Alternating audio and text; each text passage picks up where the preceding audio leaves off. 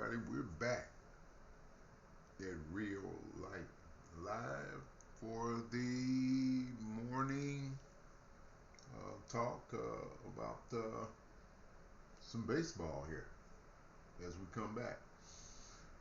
We were here early because of a breaking story that we covered. All right, we're going to talk a little bit more about the team that we were talking about earlier, but now we're going to talk about the team that you see on the board because we do this here. You know, we do some reviews. Oh, okay. Uh, we do the previews of the big teams. You know, the ones that did a lot of good things last year. So, and we're going to talk about those people and those teams. So, right now, we're going to talk about Baltimore, the Orioles, okay? Because they were good last year, and we're going to be kind of, go over them, and grade them, and then we'll move on. Okay, so let's start. Let's start. What we do, when we looked at the Orioles, we looked at what they did last year. They won 101 games, so that's good. Uh, they expect to improve this year, which they might. Doesn't mean that they might win 101 games though, because that might not happen. See, so you can improve and win like 98 games, 97, because they're in a tough division, the American League East. So, looking at that, we'll see they're going to be there. They're going to be tough, and as you see on the board, we think they're going to be in the playoffs, obviously. But how did they get there? All right, let's start. The starting pitching, they needed an ace and they got it. Okay, and that would be Corbin Burnes. Okay, so they got Burnes, got him from Milwaukee in a trade. So he brings an ace to the staff. Okay, he had an earned run average. It was higher, last year than it was the previous years. But as far as his season, it was an excellent season as far as I'm concerned because I grade a little different here. Uh, his stats told me in the innings pitched and hits ratio that I like to have, that I do. Uh, he was third with a minus 52 on that. So, and with 193 innings, 41 hits, 141 hits. He had 200 strikeouts too. Okay, so he was good. I got him, one of the top pitchers. So they got A's. Who else? They got well, the other top pitcher was Kyle Bradish. Okay, so because he had a very good year, with the earned run average of 2.83, which was fourth in the majors, So, and with the innings pitch and hits ratio, that would be minus 37. So that's pretty damn good. But no other earned run average with the starters below 400. But overall, Baltimore's pitching staff was seven. You know, so they're rated to the top 10. So they were good. How did they be so high though with the starters with the earned run averages so high? Well, go to the bullpen. The bullpen was excellent last year. They had, well, isn't it Felix Batista? Now he was the stopper in the bullpen, but he got hurt. Okay, it was I think it was about 2 months into the season. I'd have to look that up, because but he was great though with a 1.48 earned run average and 33 saves before. So he was dominant. I saw him pitch 6'8" or something. Guy can throw like 100 something miles an hour. He's out for the year this year with the Tommy John surgery. So that kind of they could be better with him. But what they did do, they went out and got Craig Kimbrell, okay, from Atlanta. So that's pretty good, and they got him. So to pair with the guy that kind of filled or took the place of Batista when he got hurt, and that would be Yanier Cano. So, man, he was very good last year with the earned runs average 2.1.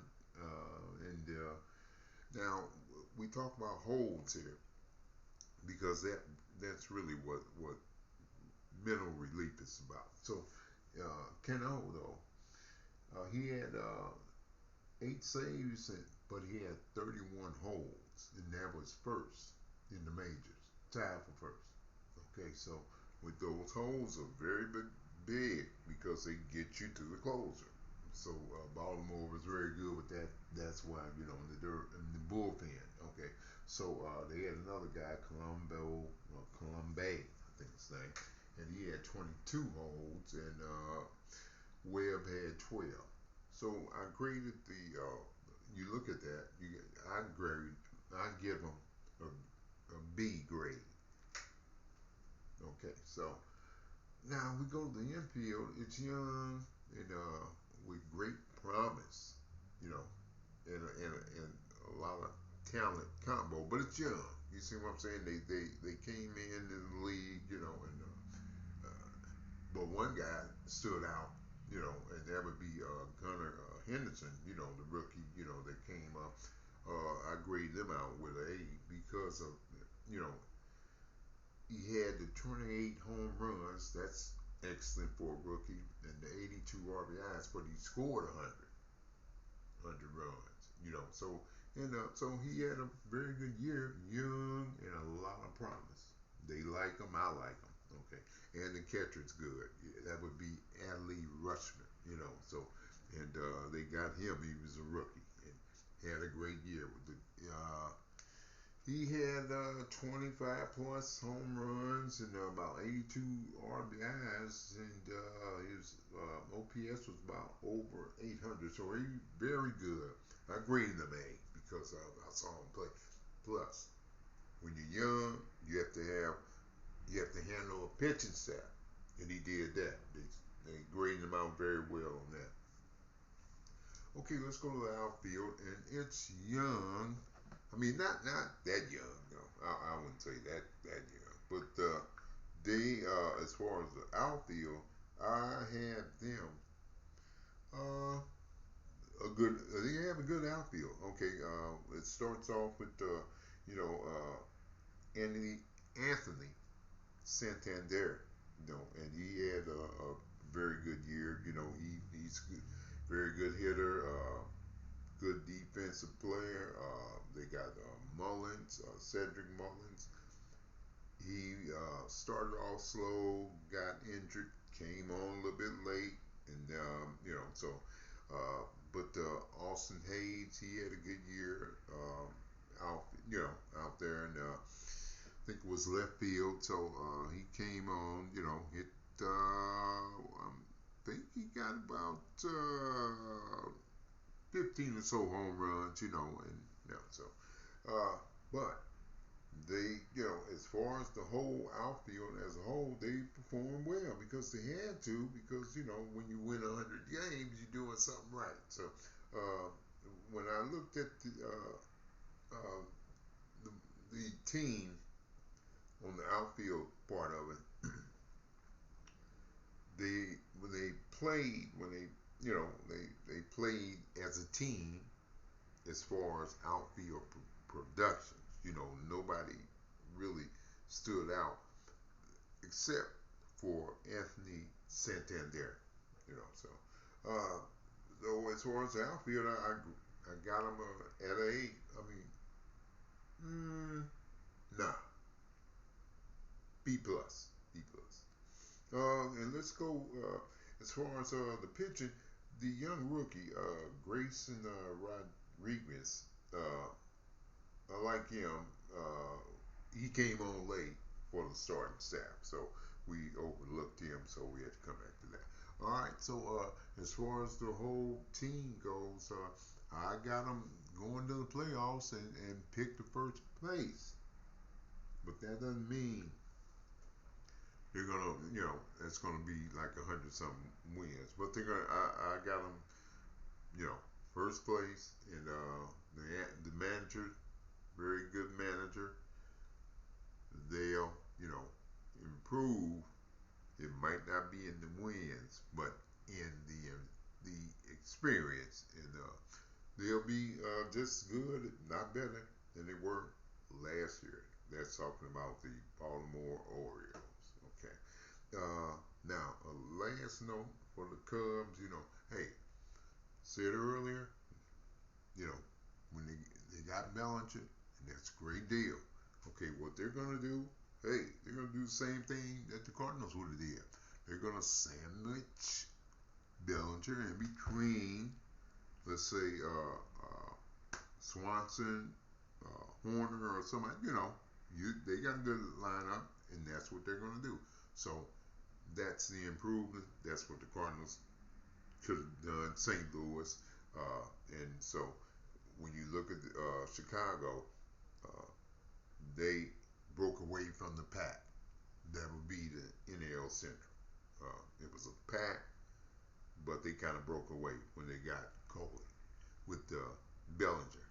Yeah, so that's it on the. Yeah, that's it. Okay, and we'll be back. And like I said, now the Cubs, they're the clear you know choice, and Baltimore, we got them number one in the East. Okay, so we'll be back and we'll see you later.